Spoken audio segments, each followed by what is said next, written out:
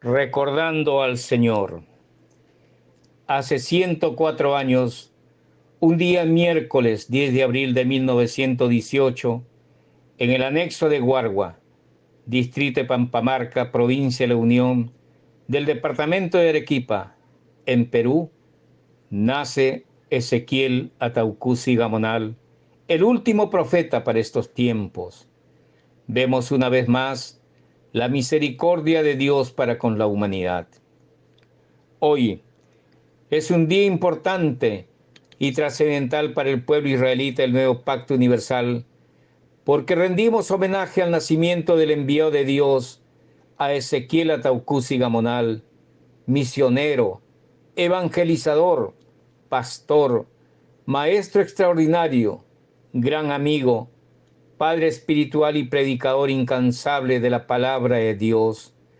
Desde el año 1953, a la edad de 35 años, empieza su ministerio. Al conocer por primera vez la Biblia, y de ahí en adelante inicia en la vida de Ezequiel una trayectoria ejemplar de entrega a Dios hasta el día de su fallecimiento, el 21 de junio del año 2000. La historia de Ezequiel Ataucusi Gamonal es una historia limpia que ha dejado una hermosa cultura religiosa a través de la Asociación Evangélica de la Misión Israelita del Nuevo Pacto Universal.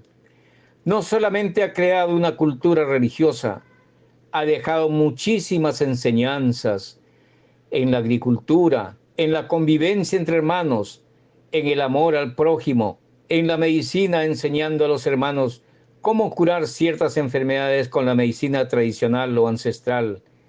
Indudablemente la humanidad no debe ignorar la contribución de Ezequiel Ataucusi Gamonal a la cultura universal. El arma más poderosa de la civilización actual, la única capaz de transformar pueblos enteros y llevarlos a la felicidad, es la educación religiosa. Y eso es lo que hizo Ezequiel. Enseñó el Evangelio de nuestro Señor Jesucristo, que es la verdadera fe en Dios, demostrando que Ezequiel, él era la sustancia de la fe, lo más puro de la fe puesta en Dios. Por todo lo que hizo Ezequiel Ataucusi Gamonal, como ser humano se convierte en el más grande líder de la historia de la humanidad. Y como ser divino es el último enviado de Dios a la tierra, porque después de él ya no habrá otro, porque estamos ingresando al fin de los tiempos con el juicio de Dios, los 7 años de hambre. Ezequiel Ataucusi Gamonal decía: todos ustedes son inspirados porque tienen el Espíritu Santo en sus corazones. Si no tuvieran el Espíritu Santo, no soportarían estar en la iglesia todo un día, reposar desde las 6 de la tarde del día viernes hasta las 6 de la tarde del día sábado. El Espíritu es el que les fijará el camino a seguir y su modo de actuar frente a la vida diaria, de tal modo que ustedes lleguen a ser un ejemplo para sus familiares y para muchos otros que están a su alrededor. Porque el cambio en la personalidad de ustedes será tan radical que se asombrarán las gentes. Por eso, el buen testimonio y el buen vivir que da cada hermano sobre su conducta ante la sociedad es muy importante. Si hace las cosas malas, fácilmente las personas que lo admiran se decepcionarán y buscarán otras alternativas espirituales en otras confesiones religiosas. Debemos aprender de los primeros años del cristianismo, tras la muerte, resurrección y ascensión de nuestro Señor Jesús. Los apóstoles y discípulos comenzaron a formar comunidades clandestinas para continuar con la prédica, vista, oída y enseñada por Jesús. Asimismo, es nuestro deber, como fieles israelitas y discípulos de Ezequiel Ataucusi Gamonal, propagar a los 4 cantones de la tierra el verdadero evangelio de Dios. Si hacemos esto, las multitudes de personas verán la manifestación del Espíritu Santo, obrando milagros que la sociedad los considere imposibles. Estamos en una época de incredulidad e insatisfacción espiritual. Tenemos que entender que la ascensión de nuestro Señor Jesús es la enseñanza cristiana sustentada en muchísimos pasajes escritos por los apóstoles en el Nuevo Testamento, de que Jesucristo entró en la gloria con su cuerpo resucitado en presencia de los 11 apóstoles, después de 40 días de resurrección. Nuestro Señor Jesús dijo: empero, yo os digo la verdad, os es necesario que yo vaya, porque si yo no fuese, el Consolador no vendrá a vosotros, mas si yo fuere, os le enviaré. Libro de San Juan, capítulo 16, versículo 7. Esta profecía es cumplida con el nacimiento de hace 140 años de Ezequiel Ataucusi Gamonal, varón de Dios. Si bien es cierto que nosotros los israelitas sentimos tremendamente la ausencia física de nuestro maestro Ezequiel, espiritualmente lo tenemos muy cerca en nuestro corazón y lo recordamos constantemente. Cuando él se comunicaba con los hermanos de distintos lugares del país o del extranjero, comenzaba con el libro de Colosenses capítulo 2 versículo 5. Porque aunque estoy ausente con el cuerpo, no obstante con el espíritu estoy con vosotros, gozándome y mirando vuestro concierto y la firmeza de vuestra fe en Cristo. Tengan presente, amados hermanos, que Ezequiel en estos momentos está muy contento con nosotros, con lo que estamos haciendo. En este día queremos resaltar las características personales de este gran hombre, de este insigne y patriarca peruano, de este gran evangelizador, peregrino y siervo de Dios, que con su gran paciencia y dotes innatas de educador y enseñador, virtudes que solamente Dios le concedió e inspiró, logró formar la congregación religiosa, Asociación Evangélica la Misión Israelita del Nuevo Pacto Universal, AEMIMPU, comúnmente llamada el pueblo israelita o simplemente los israelitas, que agrupa a nivel mundial a más de 500,000 de personas. Es nuestro deber dar a conocer los hechos públicos, ilustres, maravillosos e interesantes de la historia divina de Ezequiel. ¿Cómo podría gobernarse una gran congregación religiosa sin dar a conocer y dar fe a los escritos y a las obras de su fundador, compilador, maestro y misionero general? Creemos que ninguna persona o hermano israelita que lo conoció y escuchó sus sabias enseñanzas sea tan temeroso que quiera luchar contra el sentido común y negar la evidencia de la vida y existencia de Ezequiel, porque la iglesia israelita que fue instituida por él es una señal de unidad entre Dios y los hombres, y Ezequiel fue el mediador entre Dios y los hombres. Ezequiel, el gran maestro fundador, compilador, legislador y padre espiritual de todos los hermanos israelitas, nos enseñó y nosotros aceptamos con todo amor la vida en común, la vida de solidaridad y amor al prójimo. Él nos orientó con sus enseñanzas la manera de llegar a la perfección cristiana. En cada narración de la vida ejemplar de este siervo de Dios se descubrirá las palabras consoladoras en momentos de crisis, que es el mejor valor,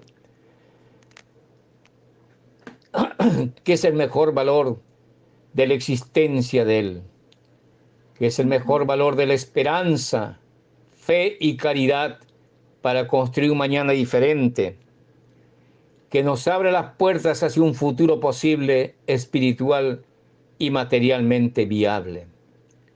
A medida que conozcamos más sobre la vida de este siervo de Dios, nos daremos cuenta que la gloria que brilla en el rostro de Ezequiel es la gloria del amor y la entrega total al prójimo, renunciando a sí mismo, no pidiendo nada a cambio, porque él tenía una misión que cumplir de parte de Dios, sacrificando su vida por los demás para demostrar que la caridad es mayor que la esperanza y la fe, que la caridad es sufrida, es benigna, la caridad no tiene envidia, no es injuriosa, que no busca lo suyo, no se irrita, no piensa mal, y que su fuente de inspiración está en el corazón de Dios. Nosotros los que hemos estado al lado del Señor, narramos con autenticidad las obras y los hechos que realmente pasaron y se dieron en esos hermosos años que el maestro Ezequiel Ataucusi Gamonal estuvo con nosotros. Narramos con integridad porque en los hechos no hay adulteración, interpolación o mutilación, y narramos con veracidad porque las narraciones de los hechos vividos poseen toda la garantía de ser verdaderas y exactas, y como religiosos que somos, no podemos adulterar o magnificar los hechos ocurridos. Narramos lo que nuestros ojos vieron, lo que nuestros oídos escucharon, y eso es sus prédicas, sus consejos, sus conversaciones. Narramos sus escritos convertidos en estudios bíblicos y las obras inéditas que palparon nuestras manos. De todo esto damos testimonio y lo anunciamos para que ustedes se gocen espiritualmente con la vida y presencia de este hombre ejemplar, de este varón de Dios, y vuestro gozo sea cumplido. De esta manera podremos entender que así como nosotros, hay miles de personas, de hermanos, que son testigos oculares y auriculares de los hechos, de la vida y la doctrina de este santo varón. El desarrollo de una vida tan intensa como la fue de Ezequiel le va a permitir obtener las interpretaciones imprescindibles del humanismo y religiosidad de Ezequiel. Ezequiel fue un hombre tan honesto, tan activo, tan humilde, que incursiona en la política. Muchas veces, cuando predicaba, tocaba temas de los graves problemas de la humanidad, como la extrema pobreza, la discriminación racial, los problemas sociales, políticos, religiosos, la pérdida de los valores morales, la indiferencia de las gentes hacia el necesitado y la falta y amor al prójimo.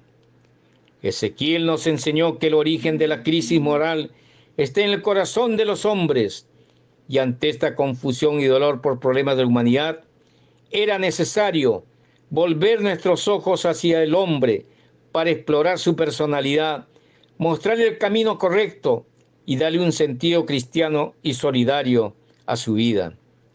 Para Ezequiel, la pobreza no era solamente la falta de dinero, es la falta de recursos, la falta de posibilidades, la falta de equidad e igualdad en todos los sentidos, la falta de derechos mínimos que toda persona puede aspirar. Y ante esta realidad, los pobres y menesterosos saben que no tienen un futuro concreto y real. Saben ellos que su futuro es incierto, perdiendo toda posibilidad de esperanza de encontrar una vida mejor en un mundo más humano, racional y menos cruel. Por todas estas consideraciones, Ezequiel ingresa a la política, surgiendo como la esperanza de los pobres y oprimidos, como lo llamaron las miles de personas de los asentamientos humanos de Lima y de provincias, no porque él haya querido ser un líder político para encontrar y tener poder sobre los demás. Ese no era el objetivo de Ezequiel. Si él ingresaba en la política, era por un mandato divino de Dios. Por eso mismo, él tenía que ingresar a la política, porque la esperanza de la gente lo veía como una esperanza convertida en realidad, un Mesías en estos tiempos que podía salvarlos de la miseria, no solamente en las cosas materiales que les faltaba, sino también en la parte espiritual, que muy poco ellos habían desarrollado, porque no había mensajeros de verdad que les transmitan el verdadero evangelio de Dios. Ezequiel, cuando hablaba, daba soluciones concretas a estos terribles problemas, lo cual acreditaba el carácter divino de su adorable persona y presencia en la tierra. Este maestro, de gran aceptación entre la gente, se constituía en un órgano importante de la sociedad.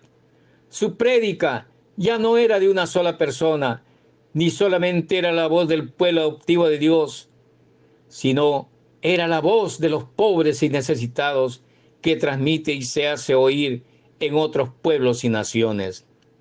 Una vez más, nos dábamos cuenta que solamente es Dios quien da los atributos divinos a quien escoge para que sea su mensajero, enseñador y propalador de las buenas nuevas.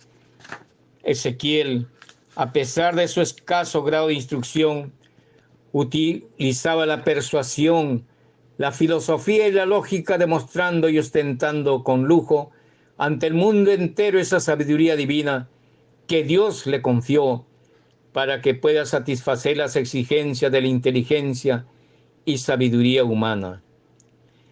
En el reposo general del mes de octubre de 1988, último sábado del mes, después de la fiesta de las cabañas o tabernáculos, el maestro anuncia 3 grandes alternativas para salvar a la humanidad.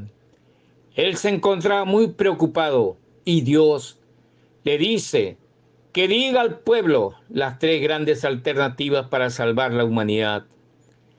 La primera alternativa, a través de la doctrina, o sea, la prédica de las Escrituras a nivel mundial, para conseguir la liberación de la humanidad a través de la palabra de Dios.